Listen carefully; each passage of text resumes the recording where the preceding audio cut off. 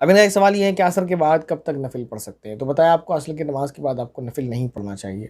और फ़ज्र की सुन्नतें छूट जाएँ तो कब तक पढ़ें बताएँ?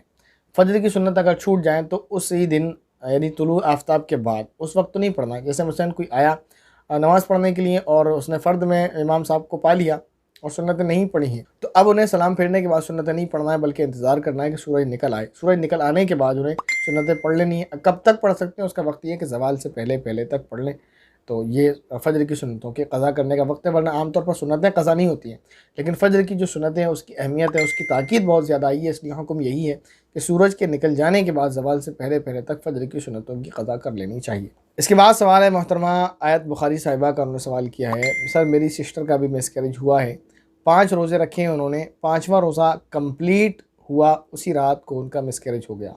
आज 14 दिन हुए, अब ब्लीडिंग नहीं है बिल्कुल भी, क्या वो अब रोज़ा रख सकती हैं क्या? 2 वीक की प्रेगनेंसी थी उनको। देखें 2 वीक की प्रेगनेंसी थी तो ज़ाहिर है इसमें आधा की बनावट नहीं हुई है। हमने पीछे मसला बताया था, अगर आधा की बनावट हो जाती है उसके बाद मिसकैरेज या अबॉर्शन होता है तो हुक्म जो ब्लीडिंग पर होगा वो निफास वाला होगा।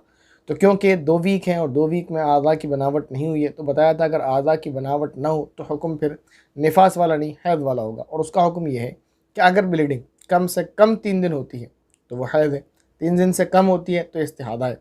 अगर ब्लीडिंग मिसकैरेज या अबॉर्शन, जैसे इन्होंने लिखा है क्या हुआ, मिसकैरेज हुआ है 2 मंथ की प्रेगनेंसी के बाद, तो 2 मंथ की प्रेगनेंसी के बाद जो मिसकैरेज हुआ उसके बाद उन्होंने लिखा है 14 दिन हुए, ब्लीडिंग नहीं हुई है। कितने दिन हुई वो तो नहीं लिखा उन्होंने। तो अगर ब्लीडिंग उसमें जो ब्लीडिंग के जो दिन थे वो तो इन्होंने नहीं लिखे, तो उसको बताया जाता है बहरहाल ये कि 14 दिन गुजर चुके हैं, ब्लीडिंग बंद हो चुकी है।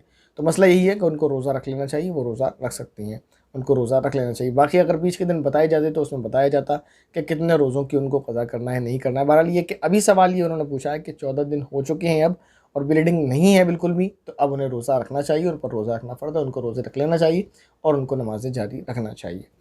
अस्सलामु अलैकुम वरहमतुल्लाहि वबरकातुहू।